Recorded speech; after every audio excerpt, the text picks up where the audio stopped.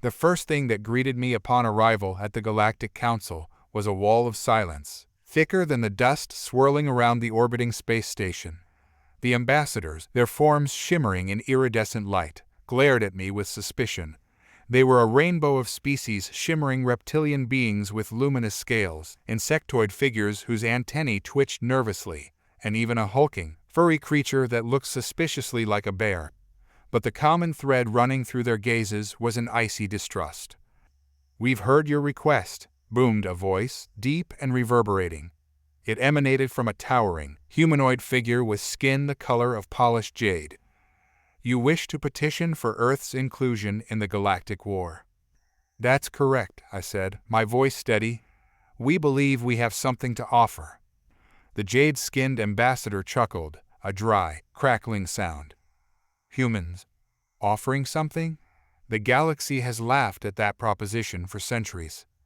"There's a reason for that, isn't there?" I pressed, meeting his gaze. He raised a hand, silencing the murmurs around the chamber. "You are a curious species, humans. You are blessed with a unique ability, the ability to invent, to innovate, to create things that would make the rest of us weep with envy. You also possess a boundless capacity for chaos." He paused, letting his words hang in the air. I knew what was coming. The history of human involvement in interstellar affairs was not exactly a shining beacon. We'd blundered our way into wars, caused diplomatic incidents, and even accidentally triggered a black hole in our attempts to improve galactic travel. "But the greatest reason for your exclusion," he continued, his voice softening, "is because you are the one species that can actually end the war." My eyes widened. This was unexpected. "How?" "You see, the war," the ambassador explained, "is not about territory, resources, or power. It's a competition." My mind raced. A competition. This didn't make sense.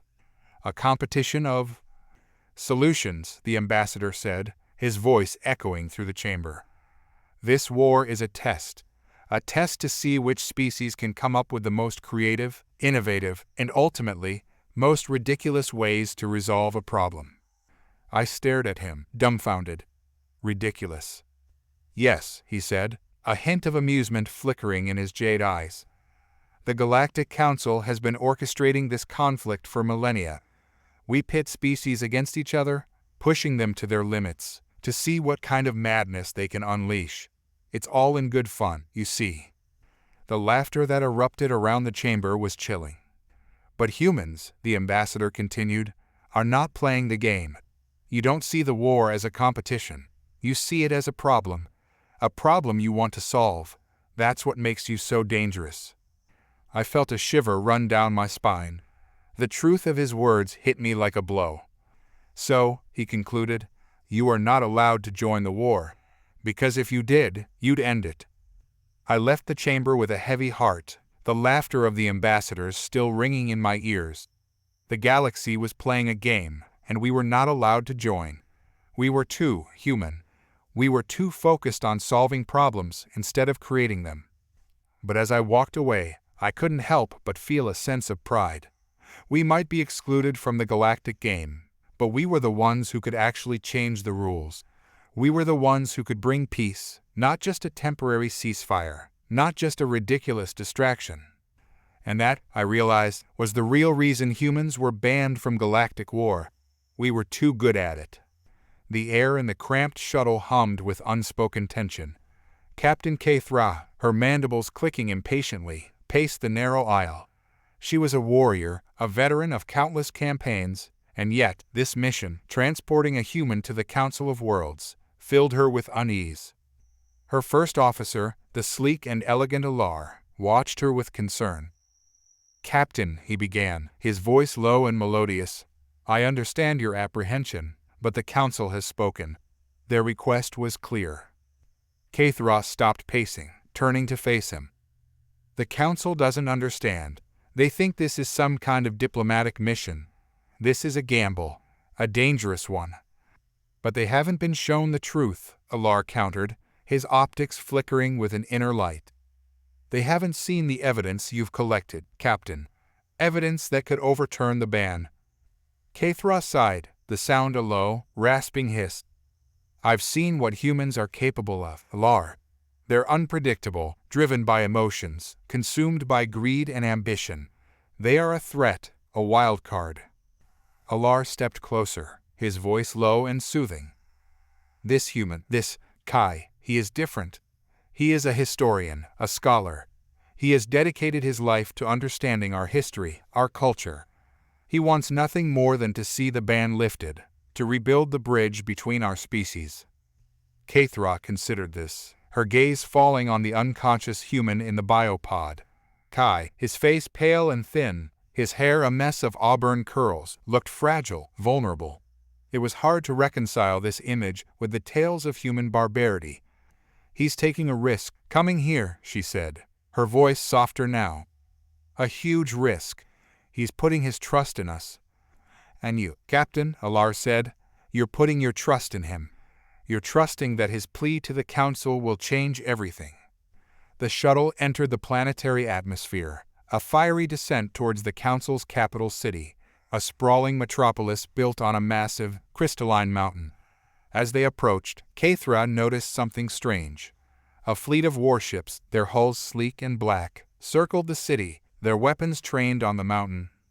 "What is that?" she gasped, her mandibles snapping shut. "It's an invasion force," Alar said, his voice laced with alarm. "The Council is under attack." Suddenly, the shuttle shuddered, its engines sputtered and died. They were being pulled towards the city, right into the heart of the battle. "Get us out of there," Kathra roared, her mandibles clicking furiously. Alar frantically tried to regain control of the shuttle, but it was too late. They were engulfed by the city, the air crackling with energy, the ground shaking violently. "They're targeting the Council," Alar screamed, his optics wide with terror. "They're trying to destroy the Council." The shuttle crashed, burying itself deep in the city's debris. Kathra and Alar were thrown violently against the walls. Kathra groaned, her vision blurry. She could hear the roar of weapons, the screams of dying warriors. "Alar," she called out, her voice barely a whisper. Alar, his face pale and drawn, stumbled towards her. "Captain," he wheezed, "we have to get to the Council. They need us." He pointed to the biopod, its screen flickering with Kai's faint heartbeat. "We need to get him to safety," he said, his voice strained. "We need to save him." Kathra nodded, her mandibles clicking with determination. "We have no choice, Alar." They struggled to their feet, their bodies aching, their minds racing. They had to get to the Council, to the heart of the battle, and they had to protect Kai. But who were the invaders? And why were they targeting the Council?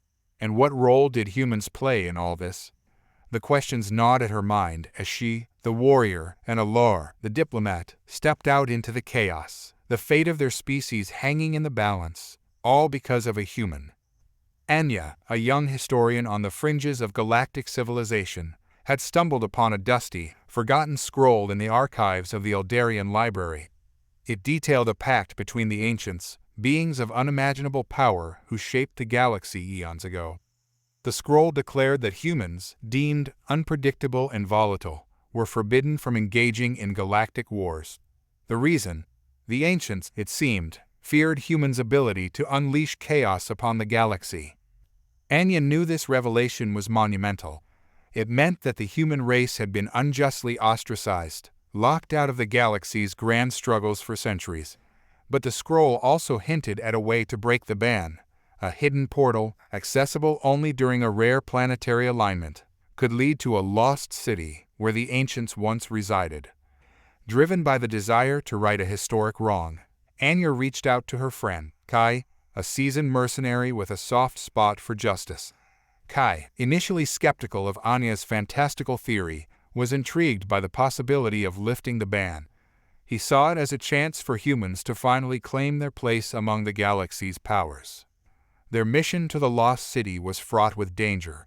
They had to navigate treacherous nebulae, evade ruthless pirates who had caught wind of the portal's existence, and face the haunting whispers of the ancients' forgotten power. But as they delved deeper into the mysteries of the Lost City, they discovered a new complication.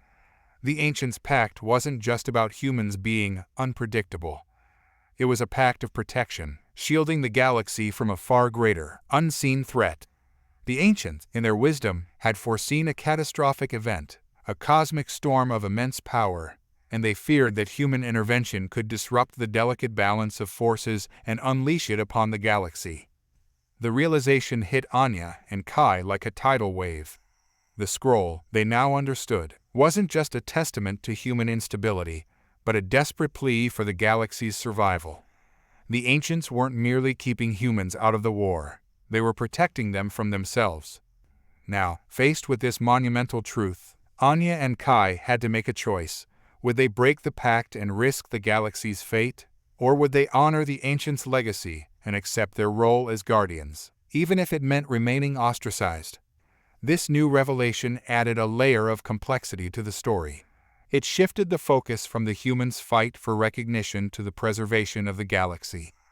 Anya and Kai were now caught between their own desire for justice and the responsibility they had inherited from the Ancients. The story could then explore their inner conflict, the moral dilemmas of their choices, and the potential consequences of their actions.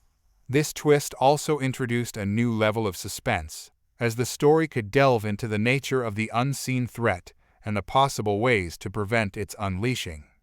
The air crackled with anticipation in the crowded galley of the ship, the whispers of the assembled Xylonians buzzing around Anya like a swarm of angry wasps.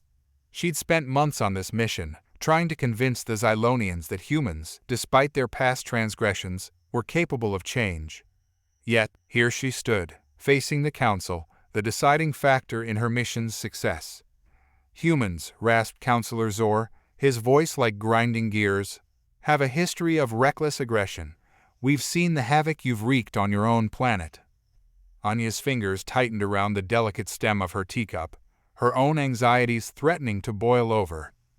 We understand the mistakes of our past, she said, her voice calm, steady, and we've learned from them. We're not the same species we were centuries ago. The Xylonians, a race of tall, slender beings with iridescent skin and large, luminous eyes, looked at her skeptically. The evidence suggests otherwise, Counselor Zor continued. Your recent actions in the Andromeda galaxy. Anya's heart sank. The incident in Andromeda, a tragic miscalculation, had been a PR nightmare. That was a single incident, a tragic error, she defended. A misunderstanding fueled by fear. We are not all like that. Anya's voice wavered. We're trying to change, to learn from our mistakes. We're reaching out, building bridges, demonstrating our commitment to peace. She knew the Council wasn't fully convinced. They'd seen humans at their worst, and their trust, once shattered, was difficult to rebuild. Yet, Anya wouldn't give up. She believed in humanity's potential, and she was determined to prove it. But just as Anya was about to launch into another impassioned plea, a new voice cut through the tension. It was a young Xylosian, barely a fledgling in the Council's eyes, his voice trembling with emotion. Counselors, he said, I have something to tell you. His words sent a shiver down Anya's spine. He spoke of a secret, a hidden truth that had been kept from the Council for generations. He spoke of a long-lost Xylosian artifact, a powerful weapon that had been stolen centuries ago by a human pirate. The pirate had been believed to be dead, but the artifact had been lost, its whereabouts unknown.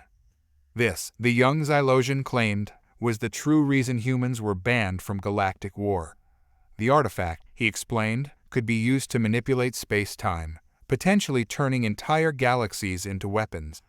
The Xylonians feared the potential for humans to misuse such a power.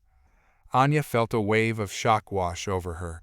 She'd been so focused on the past, on humanity's past mistakes, that she'd completely missed this crucial piece of the puzzle. The young Xylosian continued, The artifact is a danger to all life in the galaxy. It must be found and destroyed. Anya's mind raced. She knew this revelation would change everything. The Council would be forced to reconsider their stance on humans, but not for the reasons she'd hoped. The situation had become even more complex, and the weight of humanity's future, once again, rested on her shoulders. This was not the victory Anya had hoped for, But it was a chance. A chance to find the artifact, to prove that humans could be trusted, and maybe, just maybe, they could finally earn their place in the galactic war, not as a threat, but as allies.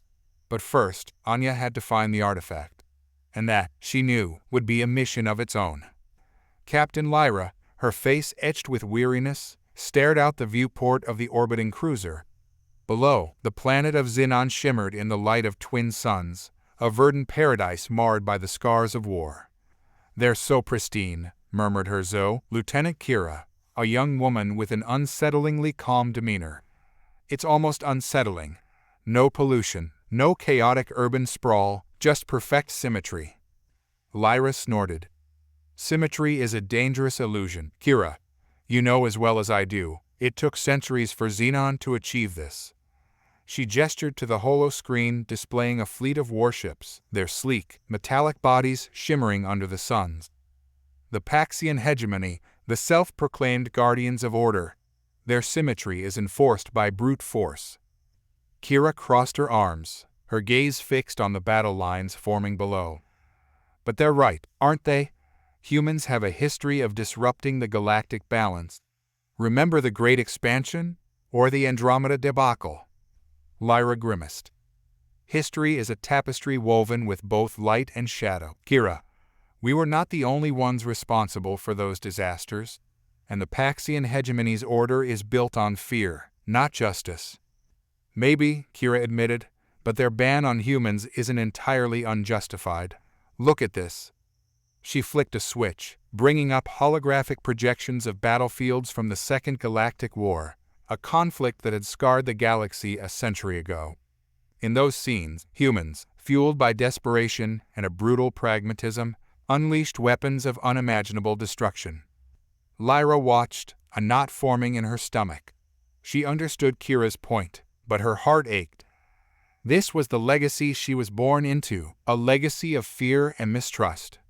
Suddenly, a red alert flashed across the console. "Incoming transmission, Captain," a young ensign announced, his voice tight with apprehension. "It's from the Paxian flagship." Lyra's heart pounded. This was it. The Paxian hegemony had finally decided to make their move. "Patch it through, ensign," she said, her voice surprisingly steady. The face of the Paxian High Commander, a being of pure energy with eyes that burned like miniature suns, appeared on the screen. His voice, a chilling symphony of static and metallic clicks, echoed across the bridge. "Captain Lyra, you are in violation of the Galactic Charter. Retreat your vessel or face consequences." Lyra's gaze met Kira's. She saw a flicker of defiance in the younger woman's eyes. "We have been invited by the Xenon people," she said, her voice firm. "They want to join the Galactic Union. We are here to help them." The High Commander's eyes narrowed, the static in his voice rising. "Xenon are a volatile species. Their history is fraught with conflict. Their request is meaningless." "It is their choice, Commander," Lyra countered. "And they're right. We will not stand idly by while you dictate their future." A cold silence descended. Then, the High Commander's face contorted, a wave of static surging through his form. "You defy me, human?" Just as the commander was about to unleash his wrath, a new voice cut through the static, a voice that was both soothing and powerful. "Commander, let us not act hastily. Xenon has a right to choose their path." Lyra's eyes widened as she recognized the voice. It was the Oracle, a being of immense power and wisdom, revered across the galaxy. The High Commander's energy form flickered, his voice faltering. "Oracle." The Oracle's voice filled the bridge, calm and unwavering. "Commander, you and I both know that the Galactic Charter was created after the Second Galactic War. We agreed then that humans would not be allowed to participate in galactic conflicts. But their exclusion was never meant to be a permanent sentence. It is time to reconsider. The Galactic Union needs humans. Their courage, their adaptability, their very flaws, are precisely what we need to survive." The High Commander's form quivered. He hesitated, his burning eyes darting between Lyra and the Oracle. A new twist had emerged. The Oracle had spoken, But what would the High Commander do? Would he defy the Oracle's authority? Would he finally recognize the value of humans? Or would he choose to enforce the ban, even with the Oracle's words ringing in his ears? The tension on the bridge was palpable.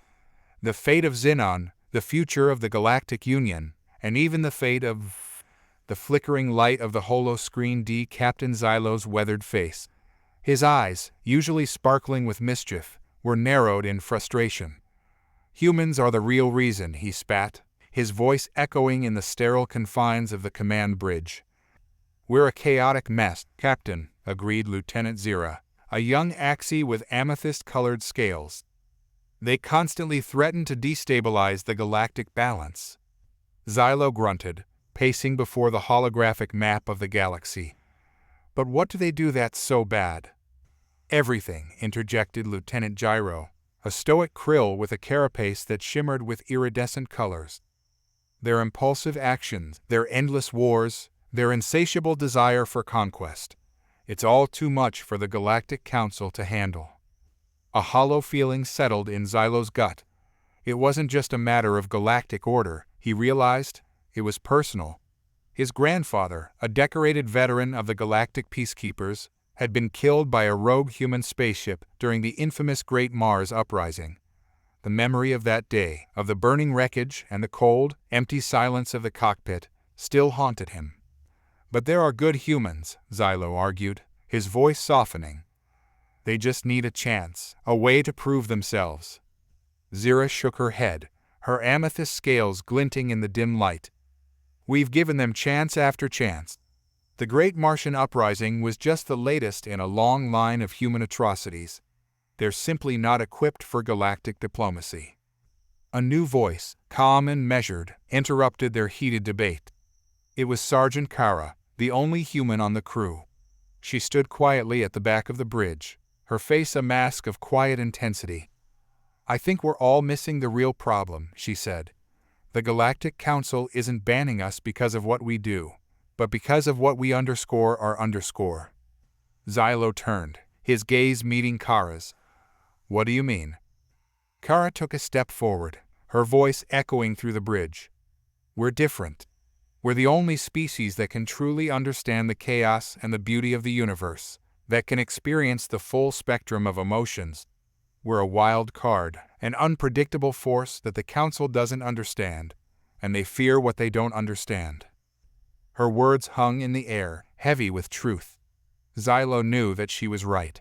He'd seen it firsthand in the humans he'd met on his travels. There was a spark in their eyes, a depth of feeling that no other species possessed. "But that doesn't mean we're dangerous," Xylo argued, his voice a plea. "Perhaps not," Kara conceded. "But to them, it's a risk they're not willing to take.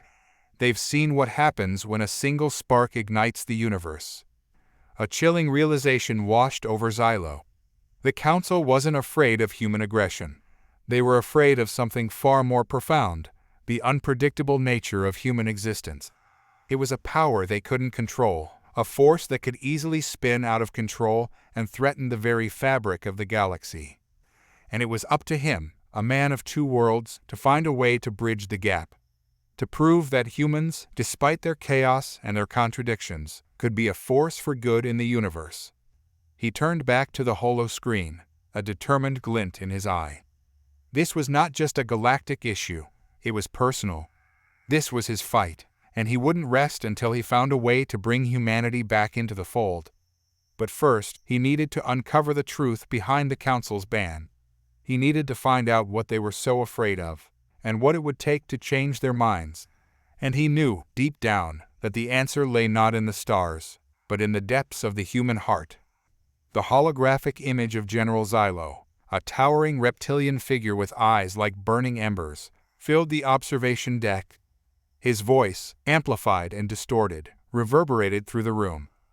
"Humans, a pathetic species, weak, impulsive, and prone to self-destruction." Captain Lyra, her sleek, silver hair pulled back in a tight bun, clenched her fists. She understood the general's frustration. Humans had a history of reckless aggression, their battles fueled by greed and territoriality. But Lyra had seen the good in humanity, too. their ingenuity, their resilience, their capacity for love and compassion. "General, we are not all like that," she said, her voice calm but firm. "We are a diverse species, capable of great things." "Great things?" Xylo scoffed. "You brought your planet to the brink of extinction with your wars. You still wage them, even in the face of a shared threat." Lyra bristled.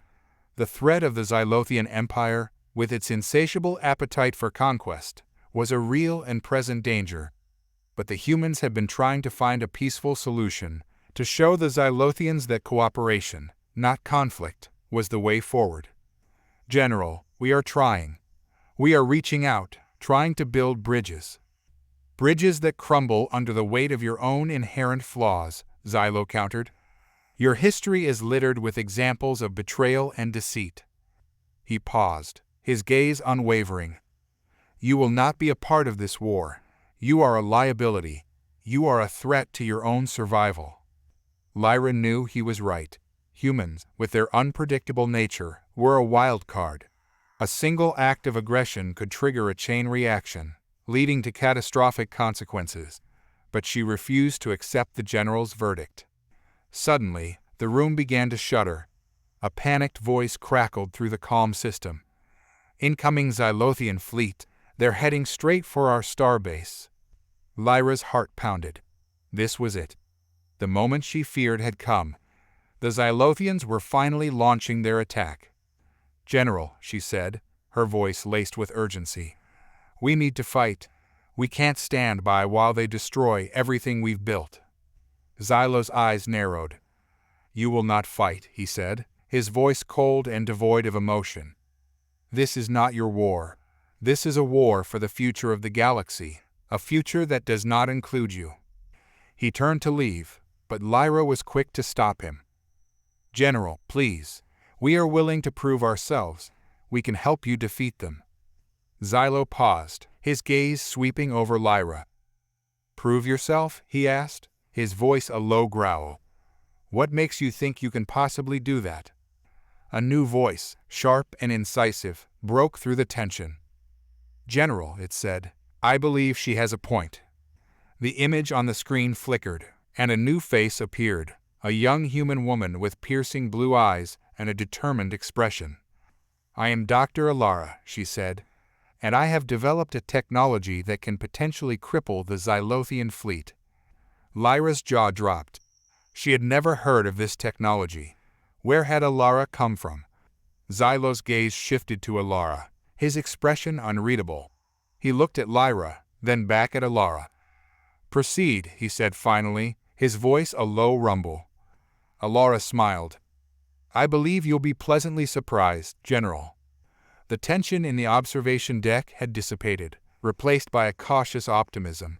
But Lyra knew this was just the beginning. The humans had a chance, a very slim chance, to prove themselves. But the consequences of failure were unthinkable. And a new question loomed. What was the true reason for Alara's sudden appearance, and what was the secret she held? "You understand," the captain, a stern-faced Cree named Xyler, growled. "We've had to ban humans from galactic war for a reason." "But why?" Anya, the youngest of the human delegation, her eyes filled with defiance, her voice a low hum. "We can fight just as well as any other species." "You can," Xyler conceded, a glint of something akin to respect in his eyes. "But that's the problem. You can, but you do underscore." He gestured to the holographic display depicting a series of battles, each more chaotic and destructive than the last. "Look at these. You see that?" He pointed to a scene where a human vessel, instead of disabling an enemy dreadnought, had simply blown it to smithereens. "You see this?" He switched to another scene, this time a human soldier, surrounded by the wreckage of his squad, firing wildly at nothing in particular, eyes glazed over. Anya remained silent, the stark reality of the images sinking in. The humans, a young species, still brimming with the untamed fire of their origin, were too prone to reckless, destructive actions, a dangerous liability in the delicate balance of galactic power. "You're good, humans," Xyler admitted, his voice softening. "But you're not wise. You lack the restraint, the understanding of the consequences of your actions that the rest of the galaxy has learned through millennia of conflict. You're too quick to violence, too eager for glory, too obsessed with individual prowess. The galaxy can't afford that. Anya felt the sting of his words, a pang of shame. Her own thirst for action, for proving herself, was a constant undercurrent in her life, a trait shared by many of her people. The images before her, though, were undeniable proof of the destructive potential of that untamed spirit. Suddenly, Zyler's voice cut through her thoughts. But there's a way you can help. Not on the battlefield, but in the trenches of a different kind. He pointed to another image, this time not a battle, but a vast, interconnected network of data streams, a neural web. This, he said, is the Galactic Network, the backbone of our society, our communication, our trade, our very existence. We need someone to help us maintain it. Someone with the creativity, the drive, the fire that you humans possess. Not to fight, but to build, to protect, not with weapons, but with knowledge. Anya, her eyes drawn to the intricate web of data, felt a spark ignite within her. This was different. This was not a battlefield, but a challenge, a chance to contribute not through destruction, but creation. This was a chance to prove, not her prowess as a soldier, but her strength as a builder, a protector. Anya looked back at Zyler, a hesitant smile forming on her lips. "Tell us more, Captain." Zyler, seeing a flicker of change in her eyes, nodded, a faint glimmer of hope in his own. "There's a lot to learn, a lot to do. But you're young, humans. You have a chance to build a legacy, not with blood, but with knowledge." The story took a twist. It wasn't just about human impulsiveness being a problem. The Galactic Network was being attacked. And, as Zyler revealed, the attacks were eerily similar to human tactics. Was it possible, Anya thought, that humans weren't just a danger, but the source of this new threat? This was a whole new challenge, one that would force Anya to confront not just the limitations of her species, but its potential to be a source of both destruction and creation, the ultimate responsibility of a species reaching for the stars. The council chamber buzzed with a low hum of anticipation. It had been centuries since a human had dared to apply for the galactic fleet, and now, here he was, a young man named Kai, his eyes bright with a mixture of fear and determination. Kai was no ordinary human. He wasn't driven by greed or a lust for power, like many of his ancestors who had nearly destroyed their own planet. He was fueled by a desperate yearning to prove his species' worth, to show the galaxy that humans could be more than just a cautionary tale. As the council members, a motley crew of alien dignitaries, bombarded him with questions, Kai felt a knot of anxiety in his stomach. "Why do you wish to join the fleet?" The Grand Inquisitor, a towering, reptilian creature, leaned forward, his eyes like twin black holes. Kai inhaled deeply. "I want to protect the galaxy," he said, his voice firm. "I want to prove that humans can be allies, not enemies." He spoke with a conviction that seemed to resonate through the chamber, even reaching the ears of the most skeptical members. "Prove it, young one," a voice boomed. It was Ziark, the elder of the council, a massive, four-armed, insectoid being, his eyes reflecting the wisdom of eons. "The galaxy is at war with the Xylosians. We need warriors, not just words. Can you demonstrate your worth?" Kai's heart hammered in his chest. This was the test. A holographic display flickered to life, showcasing the Xylosians, their ships resembling colossal, metallic spiders, swarming through the vast emptiness of space. "A Xylosian drone has targeted a civilian space station," Ziark announced, his voice as cold as the void. "Can you intercept it and neutralize the threat?" The air crackled with tension. This was no mere simulation. This was a real, live threat, a test not just of Kai's skills, but of the very future of his species. He knew that if he failed, it could be generations before a human would be allowed to join the fleet again. Taking a deep breath, Kai stepped forward. His fingers danced across the control panel, summoning a sleek, silver fighter. It was the latest in human technology, an experimental craft that defied all conventional design norms, powered by a revolutionary fusion engine. He launched into space, the fighter a silver blur against the cosmic backdrop. He felt a surge of adrenaline as he entered the Xylosian ship's combat zone. His senses heightened. He needed to be careful. A single misstep could mean not just his own demise, but the destruction of the station and the lives of countless innocent beings. Just as he was about to lock onto the drone, a new complication arose. Another, much larger Xylosian ship, its metal carapace gleaming like a predator's eye, emerged from hyperspace, its weapons trained on Kai's fighter. The council chamber fell silent. The Grand Inquisitor's reptilian eyes narrowed. This was not part of the test. It was an unexpected, deadly twist. The Grand Inquisitor cleared his throat. "It appears we have an unforeseen variable," he said, his voice laced with a hint of amusement. "Perhaps this is the true test. Can this young human react to the unexpected, or will he succumb to the chaos?" Kai, surrounded by the vastness of space, felt a wave of fear wash over him. He was outnumbered, outgunned, and outmatched. But there was a flicker of something else too, a stubborn streak of defiance that burned bright within him. He was no ordinary human. He was the future, and he would not be denied. The council watched with bated breath as Kai's fighter, a silver speck in the vast expanse of space, confronted the Xylosian threat, his heart pounding with a mix of fear and exhilarating determination. This was no longer just a test. It was a fight for his species' future, and he was ready to give everything he had. The airlock hissed open, and Commander Ayla, her blue skin shimmering in the artificial light, stepped into the briefing room.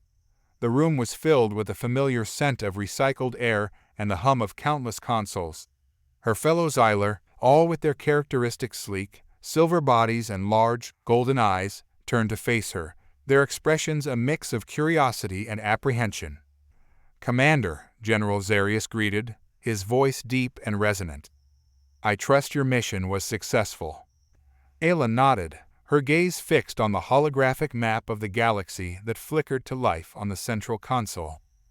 "The human outpost on Kepler 186f is deserted. No signs of life or struggle."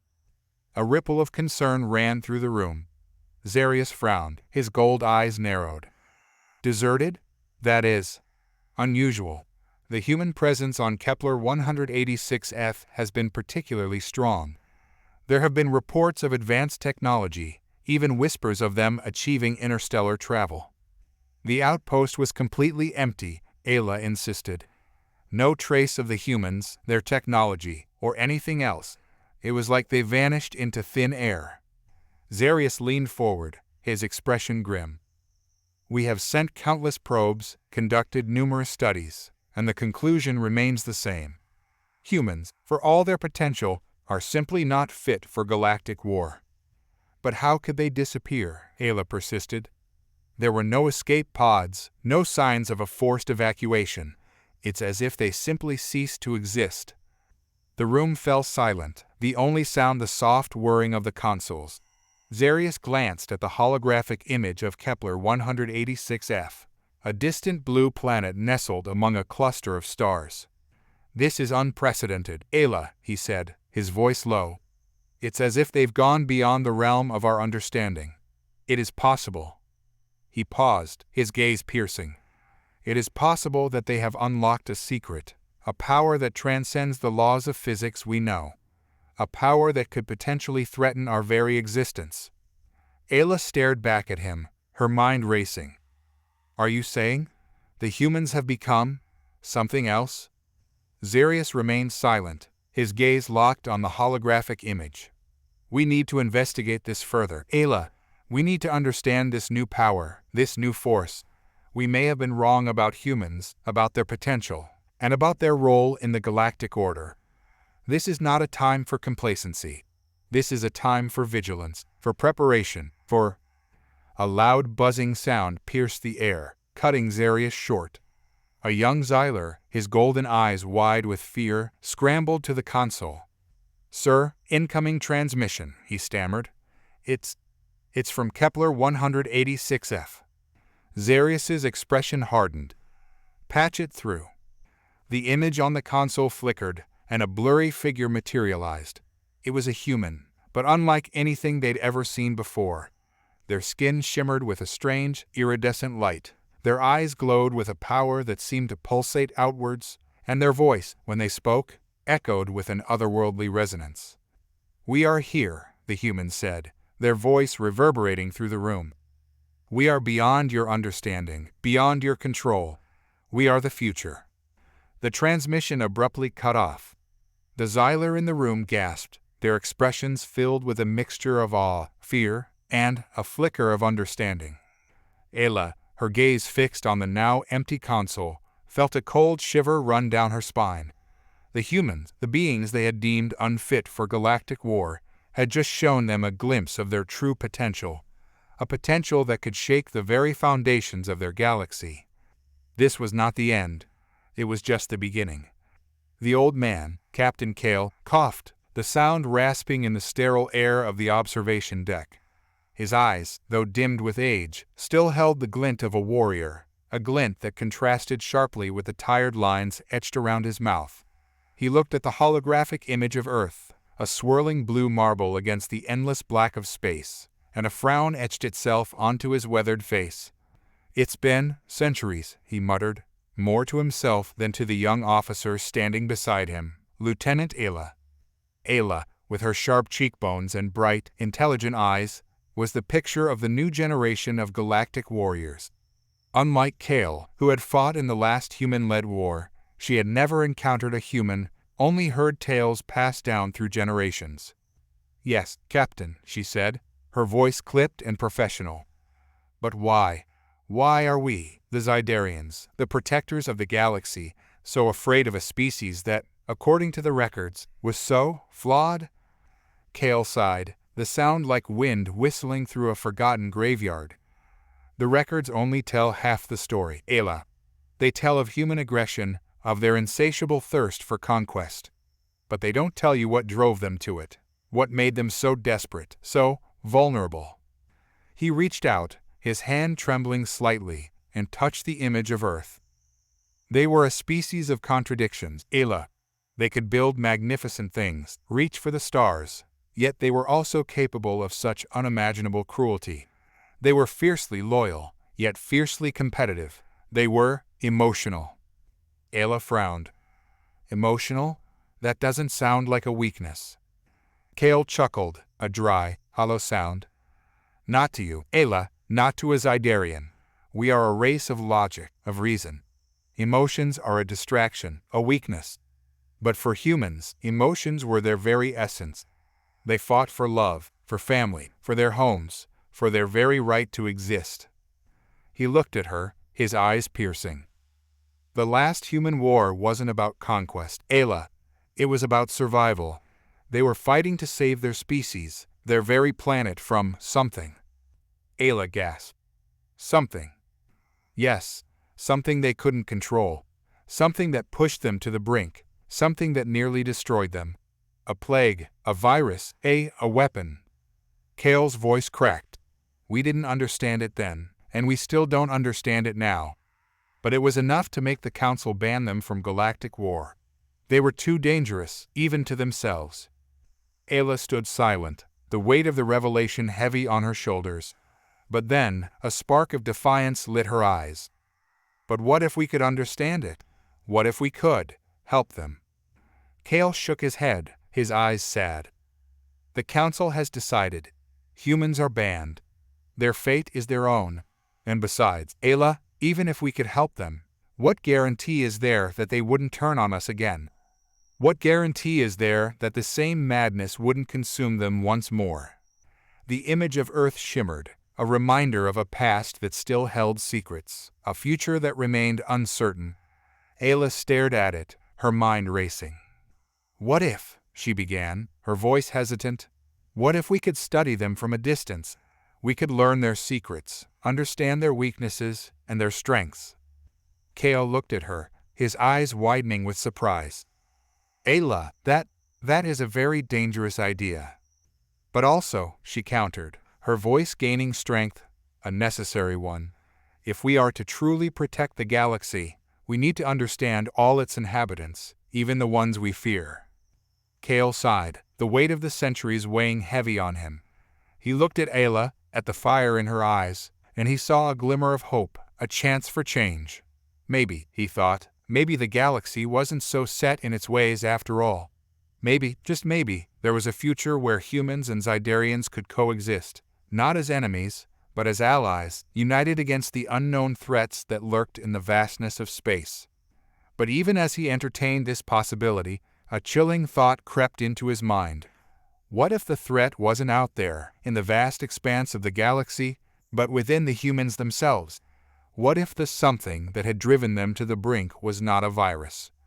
The air in the command center was thick with tension, not just from the impending battle, but from the lingering scent of fear. Captain Xylo, a hulking Kree warrior with eyes like burning embers, paced back and forth, his heavy boots echoing on the metallic floor. He stopped in front of a holographic display depicting the approaching enemy fleet, a swarm of insectoid ships bristling with weaponry. "Prepare for engagement," Xylo barked, his voice a guttural rumble. "We'll crush these Zerg scum." A tremor ran through the room as the young, human officer, Lieutenant Anya, suppressed a shudder. She was the only human on board the flagship, a relic of the time before the Great Ban, a testament to humanity's historical contribution to the galactic war effort. Her presence was a constant reminder of what the humans had lost, their fierce fighting spirit replaced with a reputation for recklessness and ultimately self-destruction.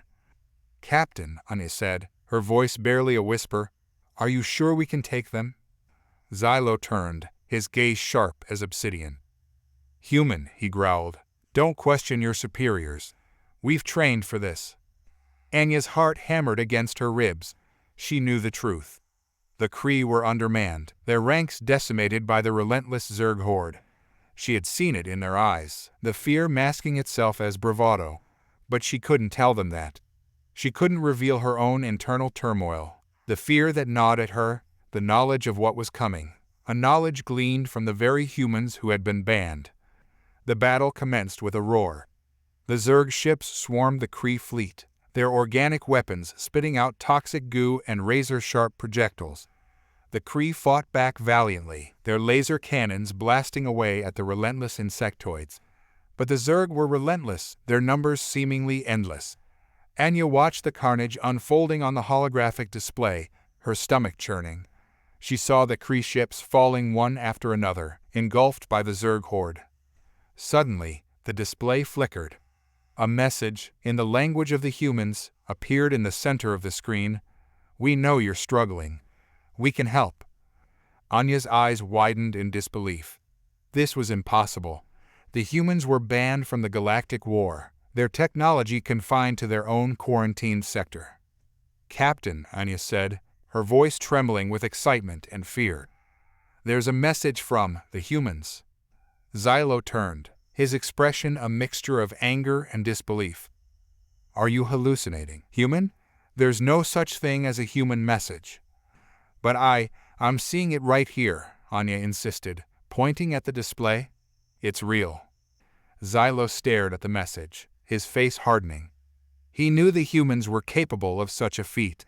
He had seen their technology firsthand, their brilliant minds pushing the boundaries of science. He had seen the potential they held, and the reason they were ultimately banned. He turned back to Anya, his voice a low growl. "We don't need their help. We'll win this fight on our own." "But Captain," Anya pleaded, "they're offering assistance. They could turn the tide." Xylo hesitated, a flicker of doubt in his eyes. He knew the odds were stacked against them. He looked at the message again, the words burning into his memory. They were offering help. It was a chance. But it was also a chance to be ridiculed, to be labeled a traitor, to be seen as needing the assistance of those who were deemed unfit for the Galactic War. He had a choice to make. Trust the humans, risk humiliation, and perhaps even save the Kree fleet, or refuse their offer, maintain his pride, and face certain defeat. The fate of the Kree, and perhaps the entire galaxy, hung in the balance. The air crackled with tension in the cramped, dim office. Commander Lyra, her face etched with worry, stared at the holographic projection of a ravaged planet. It was Epsilon 7, their latest target, a world teeming with life, now a wasteland of craters and smoke. "Another one, General," she said, her voice laced with despair. "And they just surrendered. No resistance, no fight." General Kirill, his reptilian skin shimmering green in the dim light, sighed. "Humans," he growled, the word itself a venomous hiss. "They are a constant thorn in our side. We've tried everything to contain them." "But General, they're not the enemy. They're different," Lyra countered, her gaze fixed on the holographic image. "We just don't understand them." Kirill snorted. "Different. They're unpredictable. Their emotions are like a raging storm, clouding their judgment, leading to reckless decisions. Their greed, their lust for power, it's insatiable." Lyra knew it was pointless to argue. Kirill's mind was set. Humans were the problem, the disruptive element in the galactic order. They were banned from participating in intergalactic war, relegated to the fringes of the galaxy, their technology restricted, their potential untapped. Yet, Lyra felt a nagging sense of unease. She had witnessed firsthand the destruction humans could unleash, their ruthlessness in battle. But she had also witnessed their compassion, their ingenuity, their capacity for love.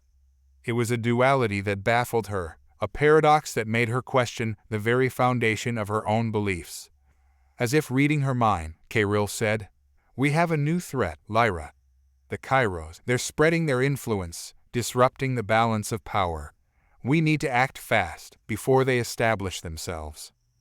"And the humans?" Lyra pressed. "What role do they play in this?"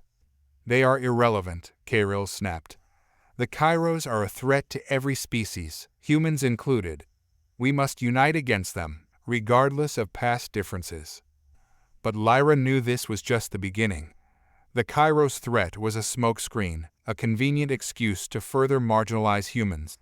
She had a feeling that something else was at play, something far more insidious than a mere territorial dispute. As she stepped out of the office, a message flashed on her terminal. It was from an anonymous source, a human, claiming to have information about the Kairos. It was a risky move, defying the very laws that governed their existence. Lyra hesitated. Should she trust this human? Could it be a trap? The answer, she knew, could change everything. It could reveal the true reason humans were banned from galactic war, a secret that could shake the very foundations of the galactic order, and it could lead her down a path that was both perilous and potentially transformative. The flickering holographic projection of the Galactic Council president flickered, its blue-tinged face a stark contrast to the grim news. "As you all know," he intoned, his voice a metallic echo across the council chamber, "the recent skirmishes on the Epsilon Quadrant border have escalated. The Xyloth are mobilizing, their war fleet preparing for an offensive against the Tau Ceti Alliance." A murmur rippled through the room. The Xyloth, known for their ruthless efficiency and merciless tactics, were a fearsome opponent. Even the Tau Ceti Alliance, a coalition of 4 powerful species, had been struggling to hold back their advance. "The Council," the President continued, "has deemed the situation critical. We are therefore calling upon all members to fulfill their obligations to the Galactic Treaty." A collective sigh swept across the chamber. The Galactic Treaty, a complex document outlining intergalactic cooperation, also included the clause that prohibited humans from participating in any conflict. "I'm sorry, but this is ridiculous," barked a voice from the back. It belonged to Commander Anya Volkov, a gruff but brilliant human officer who had been relegated to training duties for the past decade. "Commander Volkov," the President admonished, "we are all aware of your frustration. However, the Council has made its decision." Anya rose, her broad shoulders squared. "This is about more than just our frustrations. We've been banned for centuries because of a single, isolated incident, an event that was orchestrated by a rogue faction. We've proved ourselves time and again, and yet we are still barred from contributing to the fight. The consequences of that event, Commander," the President stated, his voice flat, "are still felt across the galaxy. The destruction of the Zeta 4 Nebula, the deaths of billions." "But that was centuries ago," Anya argued, her voice rising. "We've evolved, we've learned. We're capable of contributing, we're willing to sacrifice. We have the technology, the expertise." "Commander, your passion is admirable," the President said, his voice softening slightly. "But the Council cannot disregard the safety of the galaxy. We are all aware of the inherent flaws in human nature, the capacity for violence and self-destruction." Anya's jaw tightened. "You call it flaws, but it's your fear that blinds you to the fact that we are now a force for good in the galaxy. Look at our achievements, our contributions to science, our efforts to promote peace." She paused, her gaze sweeping across the room, taking in the faces of the alien dignitaries, their expressions a mixture of pity and apprehension. "This isn't just about us," she continued, her voice now calm, her eyes locked on the President. "This is about the future of the entire galaxy. We can make a difference, we can be a part of the solution, we can show the Xyloth what it means to truly fight for the galaxy." The President remained silent, his gaze fixed on Anya, a flicker of something like admiration in his eyes. Anya, sensing an opportunity, took a deep breath. "I propose a trial, a chance to prove ourselves. We will volunteer to lead a strike team, a small force, tasked with infiltrating the Xyloth war fleet and disrupting their supply lines. We can do it, and we will do it, without risking a full-scale galactic war." The silence in the room felt heavy. A new, unsettling twist had just been introduced, a gamble that could either rewrite history or solidify the human band forever. The decision now rested on the President's shoulders, and the fate of the galaxy, perhaps, hung in the balance. The airlock hissed open, revealing the sterile white of the Galactic Council chamber. Anya, her human face etched with weariness, stepped through. Every inch of her being screamed rebellion, but she forced a neutral expression. She was a representative, not a revolutionary. "Captain Anya," a voice echoed from the circular table where the council members sat, their alien features ranging from reptilian scales to shimmering bioluminescence. "Thank you for joining us." "Is this about the treaty?" she asked, her voice clipped. It had been 100 years since the Treaty of Andromeda, the document that effectively banned humans from galactic war. Anya, as a member of the Human Interstellar Federation, had been tasked with presenting their case for repeal. "It is," confirmed a being with iridescent skin and large, multifaceted eyes. "The Council is well aware of your arguments for repealing the treaty. However, we have decided to uphold it." Anya's fists clenched. This was expected, but the weight of her people's frustration was a heavy burden. "And why is that?" she asked, her voice strained with barely suppressed anger. The council member, a being known as Zidran, spoke. "Humans are unpredictable. Your emotional responses, your tendency for impulsiveness, makes you a danger to the delicate balance of the galaxy." Anya snorted. "So you say, but you haven't seen what our species is capable of. We are adaptable, resourceful, and fiercely loyal to each other, and we are not afraid to sacrifice ourselves for what we believe in." "A dangerous combination," Zidran countered. "We have witnessed your wars, your violent history. It is not a record you should be proud of." "We've learned from our mistakes," Anya insisted. "We've evolved as a species. We are capable of peace, of cooperation, of building a better future for all." "Perhaps," Zidran conceded, "but your history speaks for itself. We cannot risk your unpredictable nature. And there is another reason." Anya's heart skipped a beat. "Another reason?" she asked, her voice tight. "What could there possibly be?" Zidran paused, his multifaceted eyes seeming to hold a hidden knowledge. "A secret," he said finally, "a secret that only a select few know." Anya's mind raced. What secret could possibly be so important that it warranted banning an entire species from participating in galactic conflicts? "A secret about the very fabric of the universe," Zidran continued, his voice dropping to a hushed whisper. "A secret that makes humans—" He hesitated, his gaze meeting hers with an intensity that made Anya's blood run cold. "A secret that makes humans uniquely vulnerable, a weakness that could be exploited in a conflict." Anya felt a shiver run down her spine. Vulnerable? What do you mean? But Zidran only smiled enigmatically, a gesture that held a chilling sense of finality.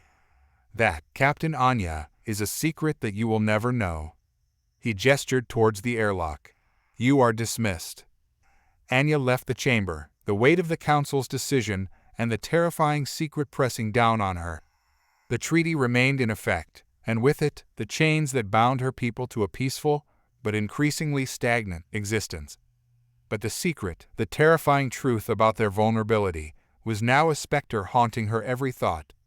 This was not the end.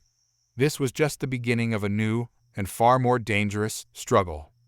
Captain Alara stared at the holographic map of the Kaldar system, the vibrant green of the habitable planet Kaldar Roman 4 shimmering against the black void. It's like they're deliberately provoking us, she muttered, her brow furrowed. Indeed, Captain, echoed Lieutenant Zare, his voice smooth as silk even under the pressure of the situation.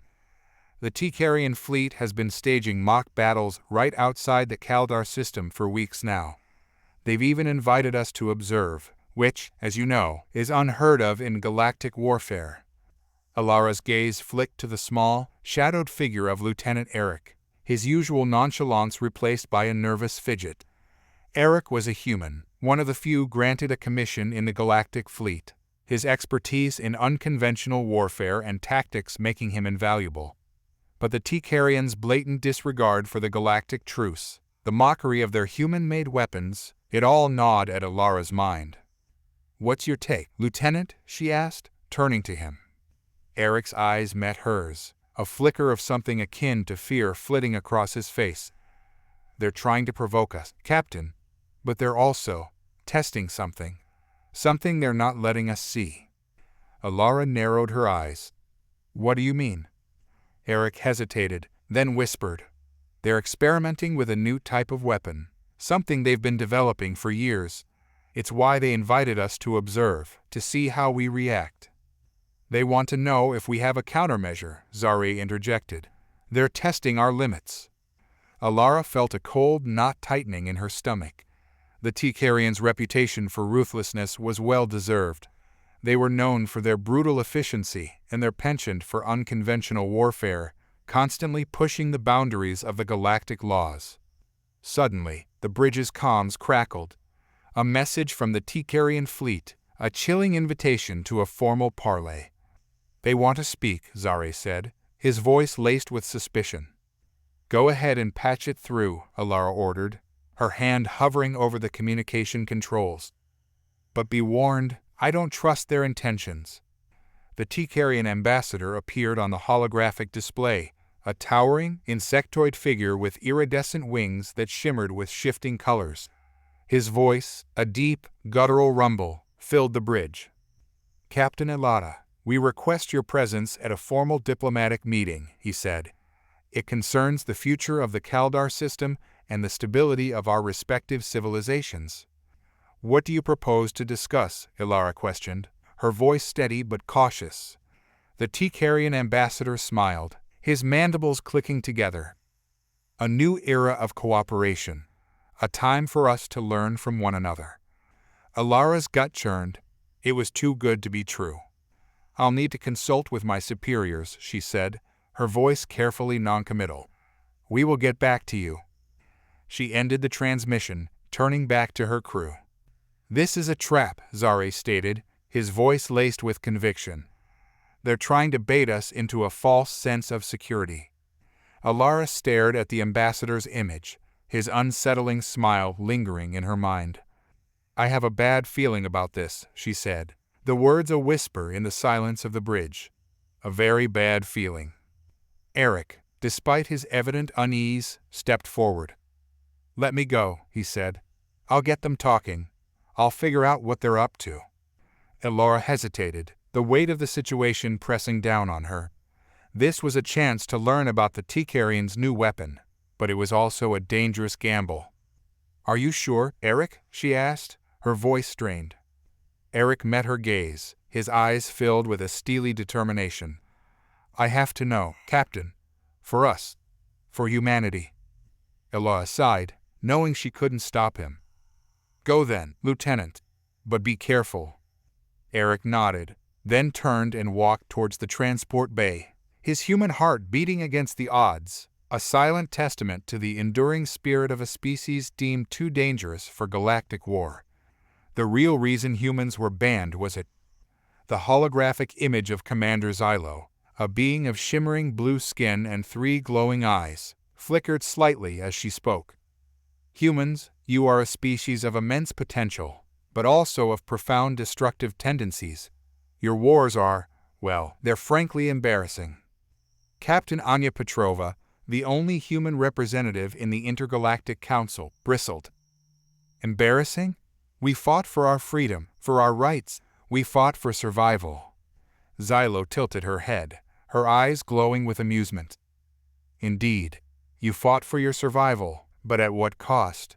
Your wars have ravaged planets, decimated species, and even threatened the fabric of reality. Anya scoffed. Well, you Galactics have your own fair share of conflicts, and they're hardly pretty either. You just have the luxury of cleaning up your messes with advanced technology. Xylo's amusement faded.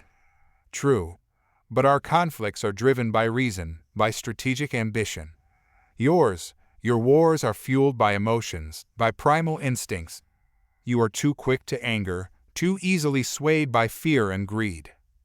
Anya, her heart pounding in her chest, felt a familiar surge of anger. We learn, we grow, we're not perfect, but we're striving. Xylo's expression softened. You are indeed striving, but your progress is too slow. The galaxy cannot afford the risk of another human war. Your banishment is a necessary precaution. Anya stared at the image of Xylo, her mind racing. This banishment, it wasn't just about past mistakes, it was about a fear, a distrust that ran deep. A fear that humans, with their unpredictable emotions, could once again unleash chaos on the galaxy. Back on Earth, in the secret headquarters of the human resistance, Anya shared the news with her team. The atmosphere was thick with frustration and despair. We can't just accept this, said Dr. Kai, a brilliant geneticist and Anya's closest confidante. We have to find a way to prove ourselves, to show them that we've learned from our mistakes. And how do you suggest we do that? Anya asked, her voice heavy with weariness. We can't just waltz into their council and demand a second chance. No, but we can offer them something they need, said Dr. Kai. Something that could benefit the entire galaxy. Anya's curiosity piqued. What do you have in mind? Dr. Kai, his eyes gleaming with excitement, explained his plan. He had been researching a new type of energy source, one that could provide clean, limitless power for the entire galaxy, and the key to unlocking this energy source, a specific gene found only in humans. Anya's initial reaction was one of suspicion. Was Dr. Kai trying to manipulate the situation for human gain? Was he willing to sacrifice human freedom for galactic acceptance? She studied Dr. Kai's face, his eyes burning with a mix of hope and determination, and she saw a reflection of her own hope, a flicker of belief that this might be their chance to prove themselves. This was a dangerous gamble, a deal with the devil, but it could be the only way to break the ban and regain their place among the stars. We have nothing to lose, Anya said, her voice filled with a newfound resolve. Let's do it. The flickering holoscreen showed General Kalar, his iridescent scales shifting under the harsh glare of the bridge lights. He was a formidable sight, his voice a guttural rumble that resonated through the ship. Humans are banned, he announced, his reptilian eyes cold, due to their unpredictable nature. Captain Leah, her silver hair pulled back in a tight braid, felt a surge of anger. Unpredictable. It was a cheap excuse, a way to dismiss them as a threat. Humans were capable, creative, and resilient, but that didn't mean they were untrustworthy. General, she countered, her voice calm but firm, we've fought alongside your people for centuries. Our record speaks for itself. Kalar snorted. Your record includes the infamous chocolate incident of 2147, where you attempted to bribe a Zarkanian delegation with confectionery. Leah's face flushed. It was a minor incident, but the Galactic Council had used it to their advantage. That was a misunderstanding, she insisted. We were merely trying to build diplomatic ties through cultural exchange. The general's cold gaze bored into her. You humans are obsessed with cultural exchange even when it's inappropriate. There's no such thing as inappropriate cultural exchange, Kai, the ship's engineer, chimed in, his voice laced with dry humor. He was a wiry human, always tinkering with something, a stark contrast to the tall, sleek Kalarians. Kalar, unfazed, continued. And then there was the singing incident with the Vorians. You humans have a disturbing tendency to use music as a weapon. Leah felt a flicker of fear. The singing incident was a dark chapter in human history. A group of musicians had inadvertently triggered a sonic wave that had devastated a Vorian outpost. It had been an accident, a tragic mistake, but the Council had never forgotten it. It was an isolated incident, Leah argued, and the humans responsible were punished. Yet you continue to make similar mistakes, Kalar said, his voice cold. This time, it's about the Project Starfire technology. Leah's heart pounded. Project Starfire was a top-secret human project, a weapon of immense power, capable of manipulating energy fields. They had developed it in secret, hoping to protect themselves from threats they could not anticipate. General, Leah began, we are not trying to hide anything. And yet you choose to keep Project Starfire classified, Kalar countered. You are a danger to galactic stability, a wild card that we cannot afford. Leah knew they were right. Project Starfire was a double-edged sword, powerful but potentially devastating. But it was also their last hope, their shield against the growing threat of the Xylo, a race of beings whose motives were unknown, but whose power was undeniable. Suddenly, the bridge door slid open, revealing a human in a tattered uniform. His face was drawn, his eyes haunted. It was Mark, the ship's navigator, a quiet, brooding man who rarely spoke. Leah, he said, his voice hoarse, we have a situation. The Xylo have breached our defenses. They are on their way to the bridge. The air thickened with tension. Leah exchanged a panicked look with Kai. The Xylo, the reason for their ban, were now on their doorstep. General Kalar, Leah said, her voice firm despite the fear that gripped her. We need your help. Our ban is irrelevant now. We must work together, if we are to survive this. A flicker of surprise crossed Kalar's face. He hesitated, then looked at Mark. The Xylo, have they activated the Starfire? Not yet, Mark said, but they're close. We need to engage them now. Kalar, with a sharp nod, turned to his crew. Prepare for combat. All ships, respond to Captain Leah's orders. This time, humans, we are fighting for the same goal. The bridge descended into chaos. The Xylo invasion was a reality. Now, humans and Kalarians had to fight side by side, ban or no ban, if they wanted to survive the war. And in the face of this unprecedented threat, Leah couldn't help but wonder, was Project Starfire the answer to the Xylo's threat, or the catalyst for humanity's final downfall? The year is 2347. A sleek, silver spaceship, the Vanguard, hurtled through the nebula, its engines humming like a colossal, angry bee. Inside, Captain Anya Petrova, a woman with eyes the color of the nebula itself, stared at the holographic map of the Andromeda Galaxy. Her lips were pressed into a thin line, a worry crease forming between her brows. She was heading towards a planet called Kalar, the last stronghold of the Intergalactic Council that had issued the ban on human participation in galactic wars. Captain, said Lieutenant Kai, a young, wiry Andorian with a nervous tick, we're receiving a distress signal from Kalar. Anya raised an eyebrow. Distress signal? From the Kalari? That's unusual.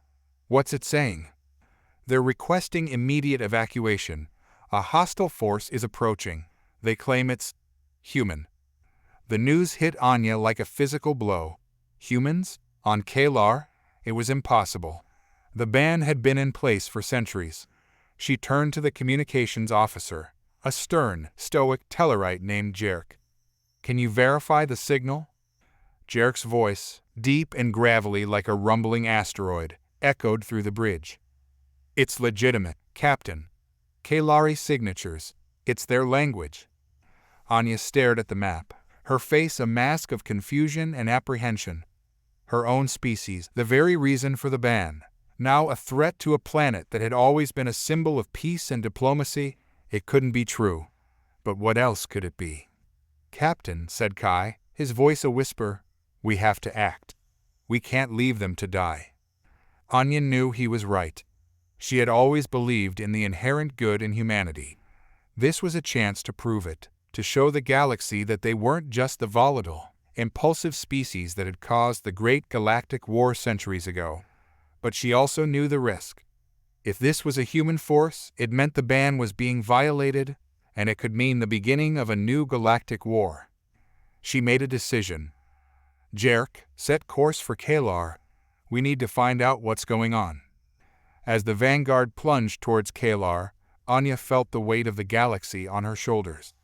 This mission wasn't just about saving a planet. It was about proving the humanity she believed in, a humanity that she knew, deep down, existed somewhere beneath the shadow of the past. But as they neared Kalar, they found something unexpected. The hostile force wasn't human. It was something much more alien, something that even the Council on Kalar couldn't have anticipated.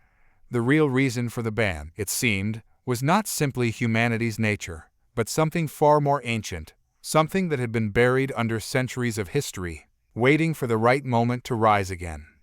The holographic image of the Galactic Council President shimmered, his voice a booming echo within the sterile interrogation chamber.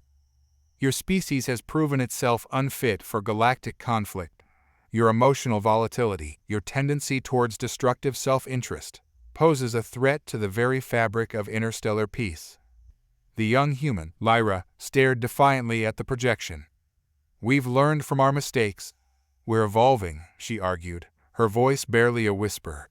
Her hands clenched into fists, the rough texture of the metal handcuffs grounding her in the present, reminding her of her confinement. She had been on the run, escaping the oppressive regime of the Earth Alliance, a coalition that used intergalactic diplomacy as a shield for its own selfish ambitions. Her escape had been a desperate gambit, a desperate bid to warn the Galactic Council of the Alliance's true nature. But her warning had been dismissed as the ramblings of a dissident. The Council President sighed, the sigh echoing in the silent room. "The evidence is irrefutable, Lyra. Your species has a history of violence, a history of conflict. You are, in essence, a powder keg waiting to explode." Lyra knew he was right. History was a testament to their destructive tendencies. Wars, famines, genocides, the list was long and grim. The history books were filled with the blood of her ancestors, but she believed that humans could change, that they could rise above their flawed nature. Suddenly, a new holographic image flickered into existence beside the president. It was a being she had never seen before, its skin shimmering like iridescent scales, its eyes glowing with an inner light. The figure spoke in a voice like wind chimes, a voice that seemed to resonate within Lyra's very soul. "Council President," the being said, its voice a soothing melody, "I believe we have missed something. There is another reason, a deeper reason, why humanity cannot be trusted with galactic weapons." Lyra felt a surge of hope. Was this some kind of intervention? Could this be the change she had been fighting for? The Council President looked at the being with a flicker of uncertainty. "And what might that be?" he asked. The being smiled, a gesture that sent a shiver down Lyra's spine. "Humans are the only species in the galaxy that can create their own realities. They are capable of building empires and destroying them in the blink of an eye, not by force of arms, but by the sheer power of their own imagination." Lyra felt a cold dread creep into her heart. The words were like a cold wind blowing through her soul. The Council President's expression hardened. "What are you suggesting?" he asked. The being's smile widened. "I am suggesting that the threat humans pose lies not in their weapons, but in their minds." Lyra stared at the holographic figure, her hope dissolving into a thick, suffocating fear. The Council President's words were a revelation, an undeniable truth. The very essence of humanity, its capacity for imagination, was its greatest strength and its greatest weakness. Humans, with their limitless capacity to create, could also easily create their own downfall, their own extinction. The realization hit her like a physical blow. This was the real reason why humans were banned from galactic war. This was the dark secret of their existence, a secret that threatened not just their own future, but the future of the entire galaxy. Captain Xyler, the stern but just leader of the Galactic Peacekeeping Force, watched the holographic image of Earth with a frown. The once vibrant blue planet was now a pale, desolate sphere, the scars of war visible from orbit. It had been a long time since the humans were banished from galactic affairs, their destructive nature deemed too dangerous. He remembered the debate, the endless arguments about their potential, their capacity for both good and evil. Ultimately, the Council had made their decision. "They're still there, Captain," said Lieutenant Kai, a young, optimistic officer with a youthful exuberance that Xyler envied. "The remnants of their civilization, clinging to life." Xyler sighed. He knew the information was outdated. The Council had forbidden any further monitoring of Earth. "They're our responsibility, Kai. They're not the only ones who suffer from our actions." "But, sir, what if they've changed?" Kai persisted, his voice laced with concern. "What if they've learned from their mistakes?" Xyler turned to face the young officer, his gaze piercing. "Kai, you know the Council's decision is final. Our focus is on maintaining peace, not on speculating about the past." But Kai wasn't deterred. He had been studying the archives, the history of Earth's rise and fall. He believed there was more to the story, a truth the Council had deliberately ignored. "Sir, there's something else," Kai blurted out, his voice urgent. "The reports, the ones about the Great Silence, they all mention a strange energy signature emanating from Earth. A signature that—" He trailed off, his eyes wide with apprehension. Xyler knew what he was about to say. The Great Silence was a period in Earth's history, a sudden and unexplained cessation of all communication, all activity. It was the event that ultimately sealed their fate. "The Great Silence, Kai," Xyler repeated, his voice low and ominous. The Council classified it as a final, fatal act of self-destruction. But what if it wasn't? What if it was something else, something they were forced to do, Kai argued, his voice trembling with the weight of his discovery. Xyler remained silent, a battle raging within him. The Council's decision was ironclad, but something about Kai's unwavering belief, the echoes of a long-forgotten truth resonating within him, began to crack the foundations of his own convictions. That night, Xyler, haunted by Kai's words and the ghostly image of Earth, made a decision. He would defy the Council, risking everything to uncover the truth behind the Great Silence, the real reason for humanity's banishment. He contacted a rogue scientist, a brilliant but ostracized individual known as Dr. Alara, a scholar who had been researching the Great Silence for years. Together, they secretly began to delve deeper into the long-forgotten archives, unveiling a startling secret. The humans hadn't destroyed themselves. They had been silenced by something else, something far more sinister. The Council's decision to banish humanity, Xyler now realized, wasn't an act of justice. It was an act of fear. Fear of a force so powerful, so ancient, that it threatened the very fabric of their galactic order. The humans, it seemed, had been sacrificed in the name of galactic peace. But what would they do now that the truth was out? Would they rise again, this time as a force for good? Or would they succumb to the same darkness that had threatened to consume them before? The Council of Elders, their faces etched with the wisdom of eons, stared at the holographic projection of Earth. The war was a brutal dance of lasers and dreadnoughts, a symphony of explosions and screams. It was a dance they'd seen before, a dance humans always led. "They've surpassed themselves, haven't they?" rasped the elder known as Xylo, his voice a gravelly whisper. "This time, they've managed to shatter a star." "Indeed," sighed Cygnus, the Council's strategist, his eyes weary. "It's the second in a month. They are not merely fighting, they are devouring the very fabric of reality." "And the cost?" asked Lyra, her voice sharp as ever. "Unbearable," came the reply from the council's historian, his voice trembling with a mixture of disgust and fear. "Entire races extinguished, planets turned to rubble. And for what?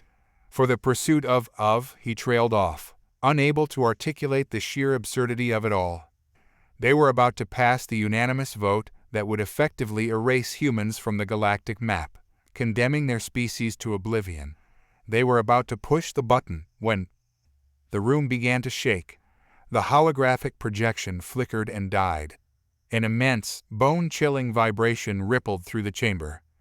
"What is this?" cried Lyra, her voice barely audible over the mounting din. The doors burst open and a panicking, frantic voice screamed, "It's happening! The great synchronization!" A collective gasp echoed through the chamber as the council elders turned towards the entrance. And there, framed by the blazing sunlight flooding in from the destroyed corridor, stood the Earthling ambassador. He was no longer the cocky, arrogant diplomat they'd known. His face was pale, his eyes wide with fear. His voice was a trembling whisper. We've done it," he choked out. "We've managed to synchronize with the room began to dissolve, the council's opulent chamber replaced by swirling, blinding light. Xylo reached out, but his hand met only emptiness. He felt a jolt, a powerful wave of energy that pulsed through his being. "We've synced with the great nexus," the Earthling ambassador finished, his voice barely audible over the hum of unimaginable power. "We've brought the universe into harmony." The last thing the council elders saw, before the world dissolved into pure, blinding white, was the Earthling ambassador standing tall, his face deep by a soft, benevolent light. The humans, they realized, had not only destroyed worlds, but had also saved them from themselves. And as the council of elders vanished, replaced by the harmonious glow of the great nexus, a terrifying thought struck them. Had they been wrong all along? Had they not understood humans at all? The humans had not been banished, they had been elevated. The ship shuddered, the guttural roar of its engines echoing the tremor in my own chest. We were close, too close. The Crimson Nebula, the bloodbath, as the Eldrazi called it, was a swirling vortex of energy, the battlefield where the fate of the galaxy hung in the balance. Captain Xylo, his face grim, barked orders into his comm. "Get us into position. We need to intercept their cruiser before they can reach the heart of the nebula. Our last chance." I glanced at the console, my heart pounding a frantic rhythm against my ribs. The Eldrazi cruiser, a monstrous, jagged vessel of black metal and crackling energy, was hurtling towards the nebula. Their purpose was clear, to unleash the chaotic energy of the bloodbath, engulfing the entire galaxy in a destructive storm. It was a battle we were ill-equipped to win, but we were the last line of defense. The humans were banned from galactic war, their emotional baggage deemed a liability, but the Eldrazi threat had forced a desperate gamble. They had allowed me, a human engineer, to accompany the Eldrazi fleet as a last resort, to repair the very weapon they were hoping to use against them. With a final, desperate push, I activated the weapon I'd spent years perfecting. The Eldrazi cruiser lurched, its trajectory veering off course. It was a miracle. The weapon was working. Relief flooded through me, tears welling in my eyes. We had done it. We had stopped the Eldrazi. But then, a low hum echoed throughout the ship, a faint vibration that resonated through my very bones. The ship bucked, its systems sputtering. Captain Xylo's face, deep by the red glow of the nebula, held a horror I'd never seen before. "The weapon, it's overloading. We have to get out of here," he screamed. But it was too late. The ship exploded, the searing light of the detonation consuming us. I closed my eyes, accepting the inevitable. Then, a strange sensation filled me, a feeling of weightlessness, of being pulled through a vast, unseen tunnel. The red glow of the nebula faded, replaced by a blinding white light. When the light receded, I found myself in a familiar place, the Earth. My heart hammered in my chest, the events of the past weeks flashing before my eyes. It was impossible. The journey to the bloodbath was a one-way trip, a sacrifice. I looked around, my eyes searching for an answer. Then I saw them countless ships, sleek and powerful, hovering in the sky. They were the Eldrazi fleet, but this time they were different. Their ships were pristine, their surfaces gleaming with a strange, almost organic shimmer. They had evolved, their technology surpassing anything I had ever seen, and on their decks I saw them humans, clad in the same uniforms as the Eldrazi, their faces etched with a chilling, determined purpose. My eyes met the eyes of an Eldrazi soldier, a human face staring back at me. His lips curled into a knowing smile. "Welcome back, human," he said, his voice tinged with a strange, unsettling warmth. "The war has just begun." The Council's decision was unanimous. Humans, with their unpredictable emotions and penchant for self-destruction, were unfit for galactic war. We were too prone to blind rage, to emotional manipulation, to sacrificing the greater good for fleeting personal gain. Their reasoning was sound. We had a history of wars fueled by greed, fear, and religious fanaticism. We were a species with a penchant for creating weapons of mass destruction, for obliterating our own planet. But as the Council's envoy, a sleek, obsidian-skinned Xyler, delivered the verdict, I couldn't help but feel a surge of pride. We were being banned not because we were weak, but because we were too powerful, too volatile. And yet, there was a glimmer of sadness too. It wasn't just about the fight, it was about the camaraderie, the shared mission. It was about proving ourselves, earning a place among the stars. As I stood there, face grim, absorbing the Council's decision, the Xyler cleared his throat. "However," he said, his voice resonating with an unusual inflection, "there is one exception." I blinked. "An exception?" "The Council," he continued, "has taken note of your unique skills. We require your expertise in an unprecedented manner." My heart skipped a beat. What could they possibly need from a human? A human who, according to their own assessment, was too unstable, too dangerous for galactic war. The Xyler's face softened, a glimmer of something akin to amusement in his eyes. "We've received reports of your talent for creative problem-solving.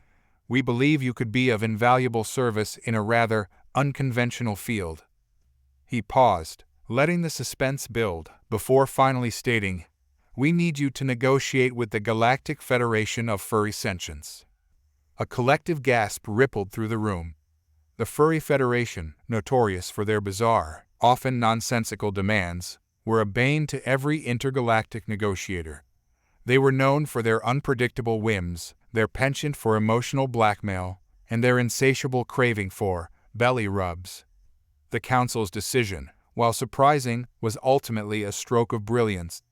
They had found a way to harness our perceived weakness, our emotional instability, into an unexpected strength. We were not suited for war, but we were perfectly suited for a different kind of battle. A battle of fluff, cuteness, and, yes, belly rubs. My heart, which had been heavy with disappointment, now swelled with a different kind of pride. We weren't just being banned from war, we were being deployed to the front lines of a conflict far more important, far more bizarre. The war for fluffy hearts and endless scratches. The war for the Galactic Federation of Furry Sentients. And I, a human, was about to lead the charge. The Council had spoken. The verdict was final. Humanity, once hailed as a beacon of potential, was officially banned from galactic warfare. The reason? Our inherent, uncontrollable, _love_.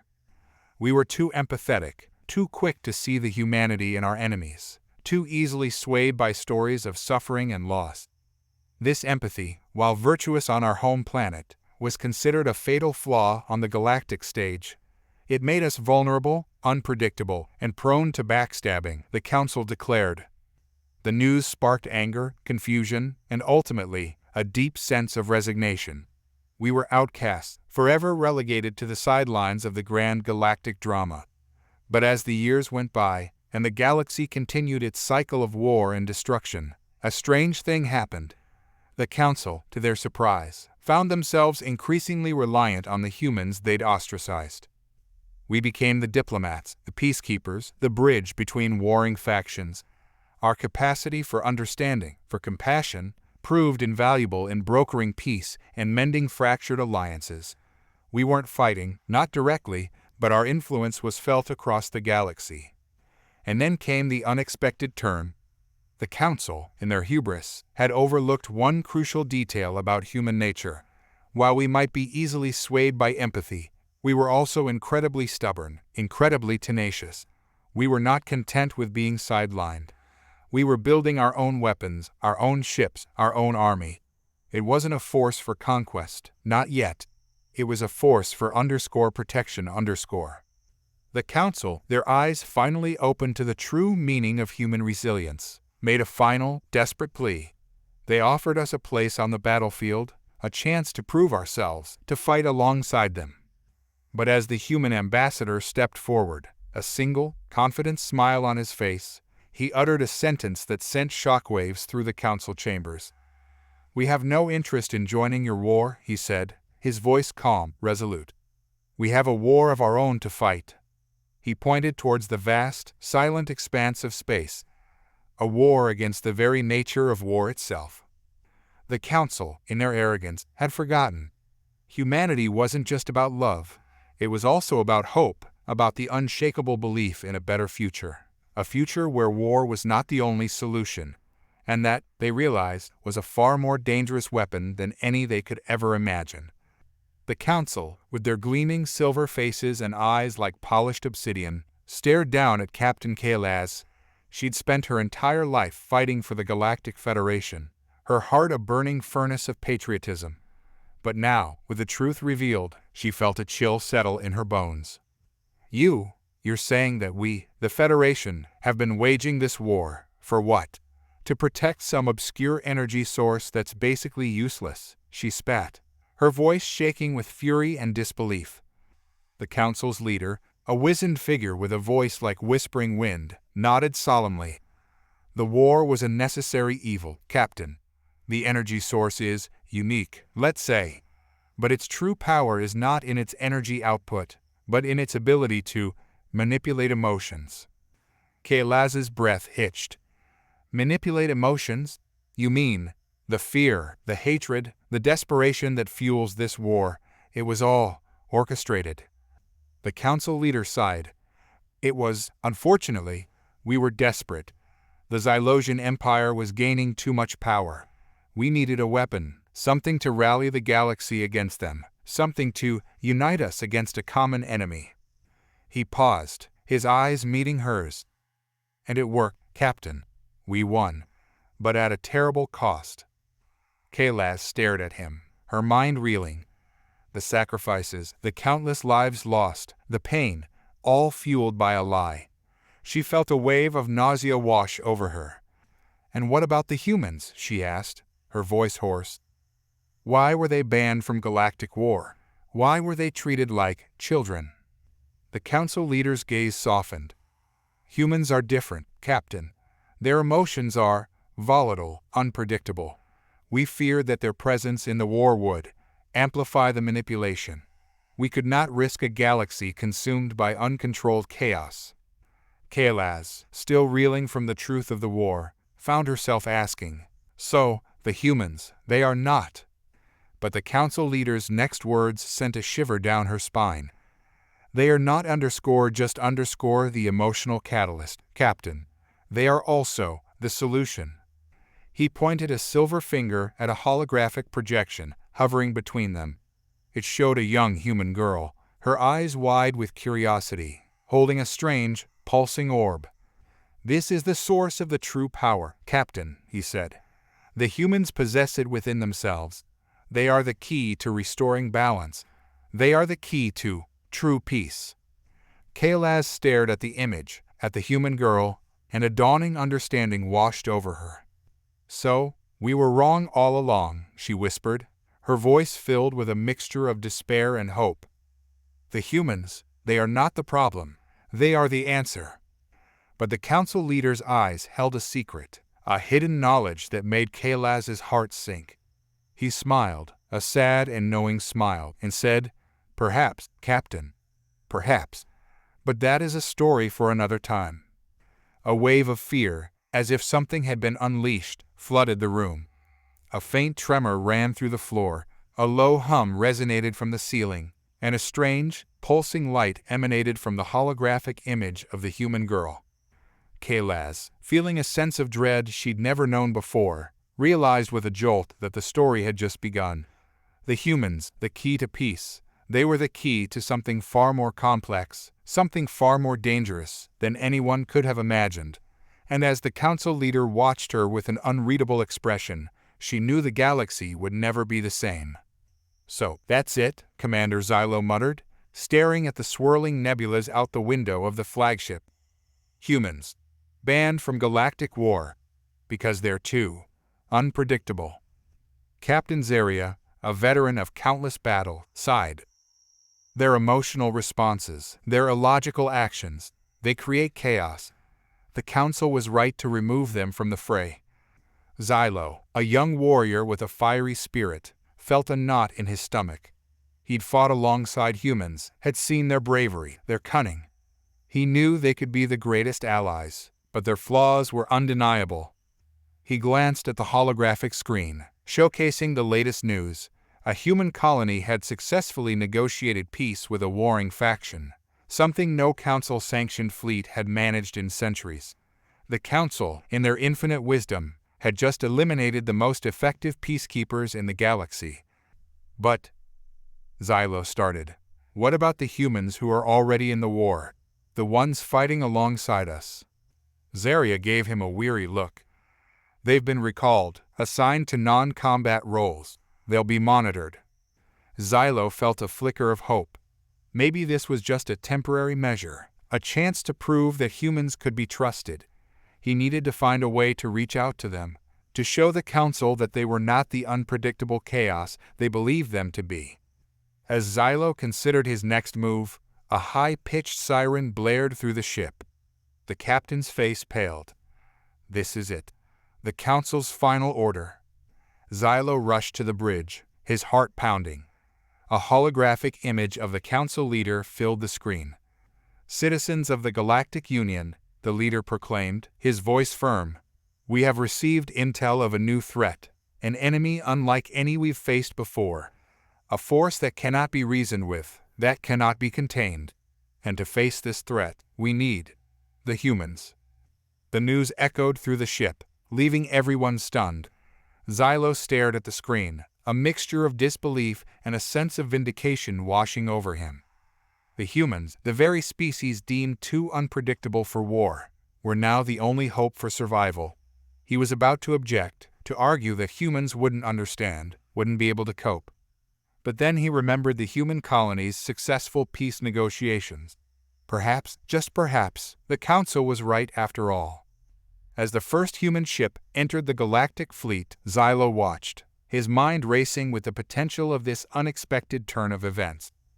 The humans might have been banned from war, but they were about to rewrite the rules of the galaxy. The real reason humans were banned from war: they were far too powerful, too capable of achieving what others could only dream of. And in the face of this new threat, the galaxy had finally realized what they were missing. The silence in the chamber was thick, filled with the weight of Captain Nara's words. "So, you see, humans are simply too unpredictable. Their emotions cloud their judgment, leading to rash decisions and chaotic tactics. They can't be trusted with the delicate balance of galactic warfare." A cold dread settled in my stomach. It wasn't just the grim reality of the situation, but the sheer insult of it. We, the species that had mastered the impossible, that had journeyed across the cosmos, that had forged alliances and overcome adversity, were deemed unfit for war. "But there's got to be something we can do," I pleaded, my voice hoarse. "We can train, we can learn, we can." Captain Nara sighed, her alien features etched with pity. "Perhaps, in time. But the Galactic Council has spoken. For now, Earth remains under strict observation." As I trudged back to my quarters, a glimmer of light caught my eye. It was a small, discarded data chip, lying forgotten on the floor of the corridor. My curiosity piqued. I picked it up. As I inserted it into my datapad, a wave of shock washed over me. The chip contained classified information, detailing a galactic conspiracy of epic proportions. It spoke of an ancient weapon, a weapon of unimaginable power, hidden somewhere within our solar system.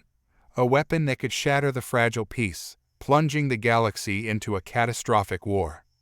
And the most chilling detail of all, it was being developed by a secret faction within the Galactic Council, led by none other than Captain Nara herself. A cold rage surged through me. This wasn't about humans being unfit for war. This was about a power play, a carefully orchestrated scheme to maintain control, to crush any threat to their dominance. My fists clenched, a newfound resolve filling me. I had to warn Earth. I had to tell them the truth, the real reason for our banishment. Even if it meant breaking the very laws I swore to uphold, I would expose this conspiracy, for the sake of my species, for the sake of the galaxy. Suddenly, the door to my quarters swung open. Captain Nara stood in the doorway, a chilling smile playing on her lips. "So, you found my little secret." Her voice was laced with a chilling coldness. "It seems your emotions have gotten the better of you again, haven't they?" The air crackled with tension. This was my chance. I would tell her, right here, right now, that I wouldn't let her get away with it. I would expose her to the entire galaxy. But as I looked into her eyes, a glimmer of something else emerged, an unyielding determination, a look of profound grief. It was then I realized that the captain wasn't just a ruthless manipulator, but a broken soul, driven by a past filled with unimaginable loss and a desperate need for control. This wasn't just a battle for power, it was a struggle for survival, and in that moment, I knew what I had to do. "Captain," I said, my voice calm but firm, "I understand, but I believe there's another way." The look of surprise on her face was fleeting, replaced by a flicker of hope, a chance for redemption. And as we stood there, in the sterile confines of my quarters, a bond formed, forged not in hatred, but in understanding, a bond that could change everything, if we chose to allow it. And so, the real fight for the future of our galaxy had just begun. The silence in the command center was deafening, punctuated only by the rhythmic hum of the ship's engines. The council had spoken, their verdict ringing in everyone's ears. The verdict that had changed everything. Humans. Banned. From galactic war. Forever. The shock had slowly given way to anger, then to despair. The council's reasoning, humans are too unpredictable, too prone to emotional chaos, too dangerous to themselves and others, was a bitter pill to swallow. But their final statement, "You are not ready," was a wound that festered. Not ready for what? For the unimaginable horrors of galactic conflict, for the responsibility of wielding such power. The answer was whispered in the halls of the ship, in hushed conversations, in the burning eyes of the young recruits. The council hadn't been talking about their readiness for war, but for something far more profound. They weren't ready for the truth. As the ship hummed its way back to Earth, a new wave of energy flowed through its ranks. The shame, the anger, the despair, all transformed into a burning desire to prove them wrong, to show the Council, the galaxy, and themselves that they were capable of more than emotional chaos. The human fleet, now grounded, turned inwards. They focused on their own planet, on rebuilding after the near apocalypse, on creating a society that reflected their true potential. They embraced their emotions, not as weaknesses, but as driving forces. Empathy, compassion, creativity, these were the weapons they honed, not in the crucible of war, but in the crucible of self-discovery. Years passed. Decades. The news from the galaxy was filled with tales of conflict, of civilizations rising and falling, of the ever-present threat of the dark forces that lurked in the shadows. The humans watched, learned, and grew. They learned to control their emotions, to channel them into innovation, into solutions, into peace. They learned to work together, to bridge divides, to create a society that was truly inclusive and harmonious. And then, one day, the Council sent a message not of condemnation, but of curiosity. They had heard tales of the human planet, of their resilience, of their progress. They had seen the evidence of their change, and they were ready to talk. The meeting was held in the vast chamber of the Council, a place where light and shadow danced in an eternal ballet. The humans arrived, not as soldiers, but as ambassadors, representatives of a civilization that had learned to conquer its demons. They spoke of their journey, of the challenges they overcame, of the peace they had built. They spoke of their willingness to contribute, not with weapons, but with wisdom, with empathy, with the lessons they had learned from their own dark past. The council listened, their faces unreadable. Then, the leader of the council, a being of pure light, spoke. "You have shown us something extraordinary. You have shown us that you are not bound by the limitations of your emotions, that you can rise above them, that you can become something more." The leader paused, then continued. "The galaxy is in need of your kind. We need your empathy, your creativity, your courage. We need you to help us bridge the divides, to build a future of peace and understanding." The humans stood tall, their eyes filled with a new kind of light. They had been banished, but they had returned, not as the chaos they were once thought to be, but as the very force that could bring about a new age of galactic harmony. The real reason humans were banned from galactic war wasn't to keep them out of the fight, but to prepare them for a greater purpose. The humans had been through the fire, and they had emerged, not as ashes, but as the seeds of a new era. The meeting with the Galactic Federation Council was tense. Humans, despite their recent advancements, were still regarded with suspicion. The council, comprised of representatives from dozens of advanced species, stared down at the Earth delegation. "The evidence is clear," declared the council chair, a being of pure energy who seemed to shimmer in and out of existence. "Human aggression, from the earliest wars to your current planetary conflicts, demonstrates a fundamental lack of understanding and respect for intergalactic peace. Your species poses a threat to the delicate balance of the galaxy." Captain Anya stepped forward, her expression determined. "We understand your concerns," she said, her voice resonating with power. "But we are not the same humans who were banished centuries ago. We have learned from our past, and we are committed to peace and cooperation." Anya pointed to the holographic projection displaying a simulation of the recent Interstellar rescue mission. "We risked everything to save the stranded Zarian vessel, despite the potential for conflict. We offered support and technology without any expectation of gain. We have proven our commitment to peace through action." The council members exchanged glances, their expressions unreadable. The chair remained silent, his energy swirling with contemplation. Finally, he spoke. "Your actions are commendable, Captain Anya, but your history speaks volumes.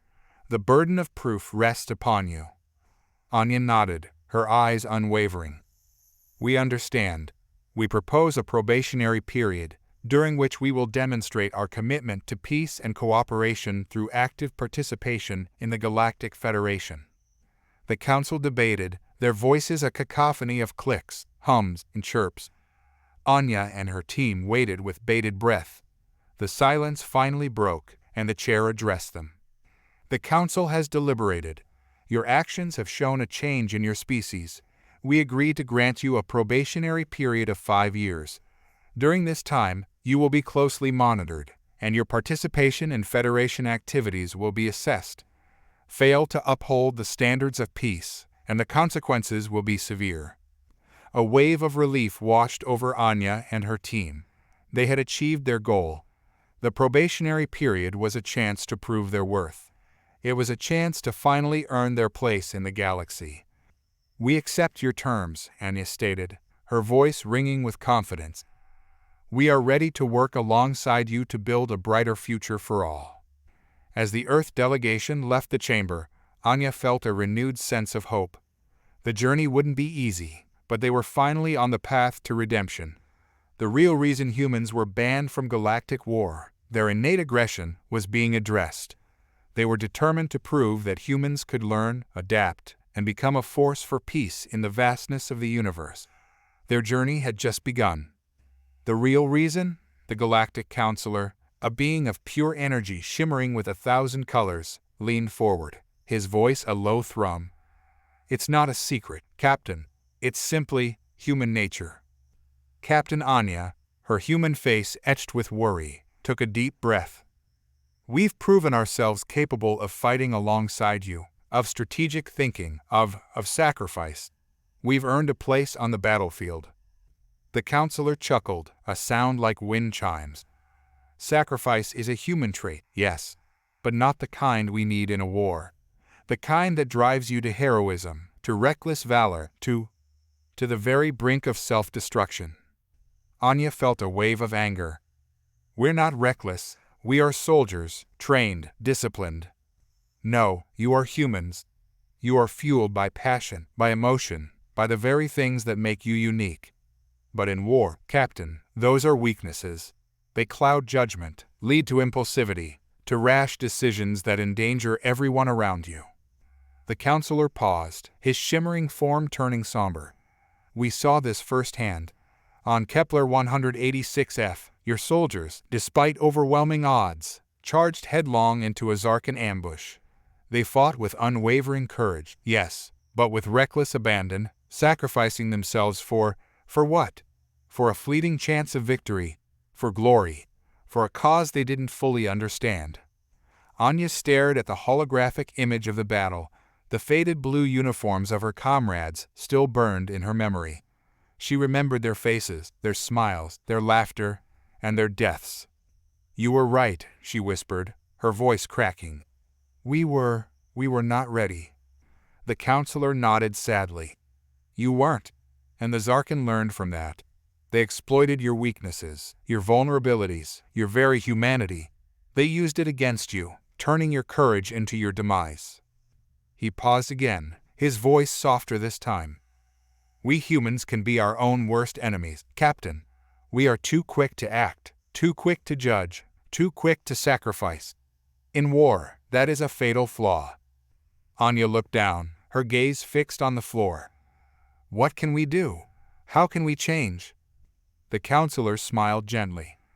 That is the question, Captain. That is the question we must all ask ourselves.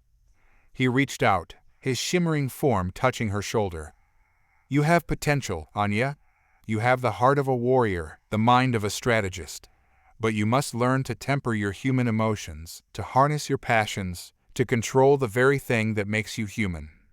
Anya looked up, a flicker of determination in her eyes. I understand. I will learn. The counselor smiled again. Then maybe, just maybe, one day, humans will be ready for war. But until then, you will remain observers, a silent force watching from the sidelines, learning, growing, evolving. And one day, perhaps, the galaxy will finally see the true strength of humanity. As Anya left the council chamber, she felt a wave of sadness wash over her. But it was a sadness mixed with hope. She knew that the road ahead would be long and arduous, that the battle for acceptance was just beginning. But she was ready for the fight for her people, the fight for her own humanity, the fight for a future where humans could stand shoulder to shoulder with the galactic forces, not as observers, but as equals. And she knew, in her heart, that one day they would.